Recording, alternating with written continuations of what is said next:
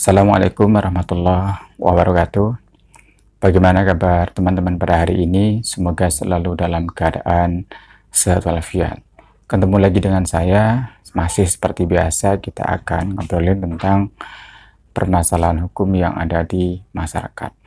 Dan kali ini ada satu pertanyaan dari seorang wanita di mana dia bertanya bahwa dia telah ditalak atau dicerai oleh suaminya secara agama. Pertanyaannya, bolehkah menikah lagi sementara proses di pengadilan belum selesai? Terima kasih atas pertanyaannya. Ya, tadi saya mengasumsikan bahwa talak secara agama ini baru ditalak atau dicerai secara lisan saja, tetapi prosesnya belum selesai. Ya, memang secara hukum bahwa talak secara lisan juga itu sudah jatuh talak. Artinya ada hal-hal yang awalnya diperbolehkan, misalkan melakukan hubungan suami istri. Ketika seorang istri ditalak atau dicerai secara lisan pun itu sudah tidak boleh dilakukan. Tetapi itu belum secara hukum, maka harus diproses lewat pengadilan.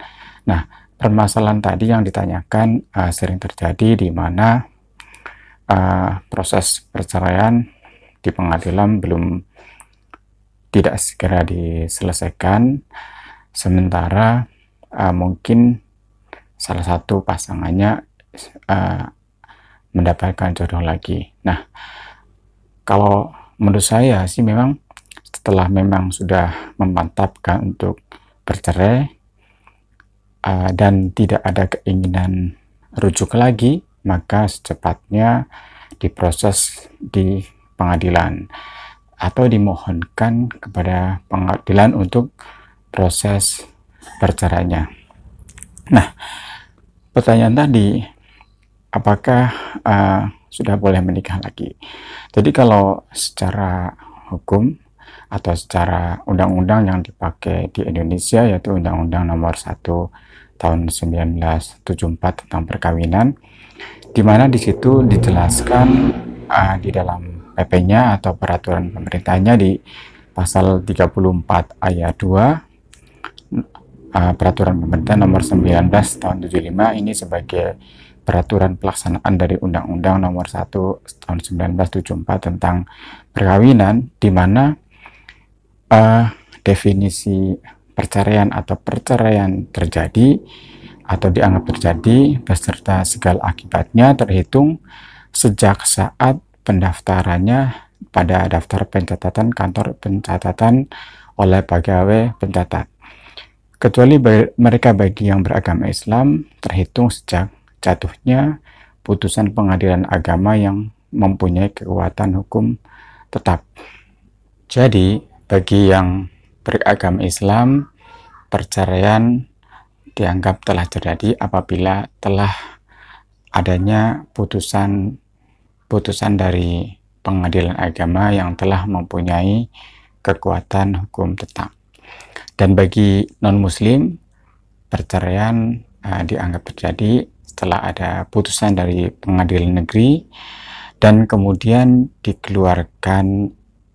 dibuatkan akta cerai oleh Dinas Kependudukan dan catatan sipil yang membuktikan secara pasti dan sah tentang pencatatan perceraian seseorang setelah adanya penetapan pengadilan negeri sehingga keluar akta perceraian. Jadi secara hukum dapat kita lihat di sini, ketika belum terjadi adanya putusan dari pengadilan, baik orang Islam dari pengadilan agama maupun non-Islam di pengadilan negeri, maka itu dianggap belum cerai. Artinya tidak diperbolehkan untuk menikah lagi. Nah, kemudian karena di Indonesia ini adalah asasnya asas monogami, di mana seorang laki-laki hanya menikah dengan satu istri, dan satu istri menikah dengan satu laki-laki. Artinya tadi sebelum ada putusan pengadilan belum dianggap bahwa itu sudah terjadi perceraian, begitu.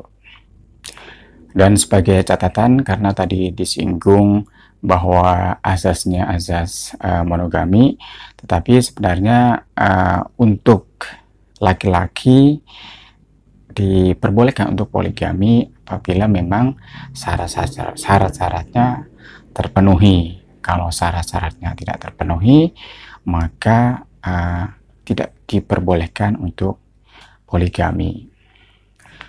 Kemudian di dalam Islam, setelah terjadi perceraian, itu belum juga bisa langsung menikah kembali, tetapi ada namanya masa tunggu atau masa idah, istilahnya seperti itu. Nah, ada beberapa syarat ketika seseorang bercerai kemudian boleh nikah kembali, yaitu pertama, ini khususnya untuk perempuan ya, pertama bahwa telah lepas dari tangan suami, karena baik karena meninggal dunia maupun karena talak atau bercerai. Yang kedua, tadi yang saya sampaikan, harus menunggu masa idah atau masa tunggu, di mana ada beberapa masa idah untuk wanita yang ditinggal meninggal suami ataupun karena talak. Pertama, bagi wanita yang hamil, ialah sampai melahirkan anak kandungnya. Yang kedua, wanita yang ditinggal mati suaminya adalah masa idahnya adalah 4 bulan 10 hari.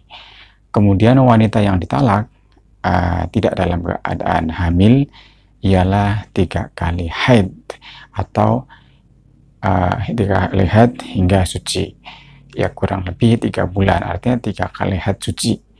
Maka setelah masa idah ini selesai, maka dipersilahkan seorang wanita untuk menikah kembali dengan laki-laki lain.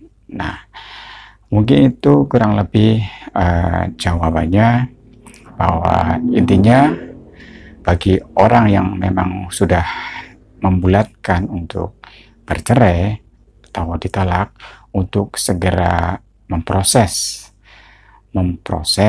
memohonkan kepada pengadilan agar urusannya cepat selesai, dan kemudian mungkin salah satunya akan menikah kembali, itu sudah tidak terhalang proses ini. Nah, jangan ditunda-tunda atau jangan digantungkan sehingga ada hal-hal yang salah satunya ingin menikah terhalang karena prosesnya belum selesai.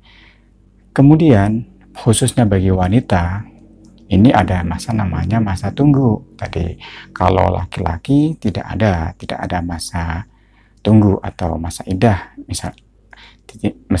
misalnya bercerai atau ditinggal istri. Tapi untuk perempuan itu ada tadi namanya masa idah atau masa tunggu yang berbeda-beda ya, antara satu masalah ketika hamil, ketika ditinggal meninggal suaminya, ataupun ditalak seperti biasa. Ini ada masa tunggunya yang berbeda-beda. Baik, mungkin itu yang bisa saya sampaikan. Mohon maaf kalau ada salah-salah kata. Silahkan kalau ada yang ingin mengajukan pertanyaan, komen di kolom komen di bawah ini. Yang berkenan silahkan like dan subscribe agar video ini semakin berkembang.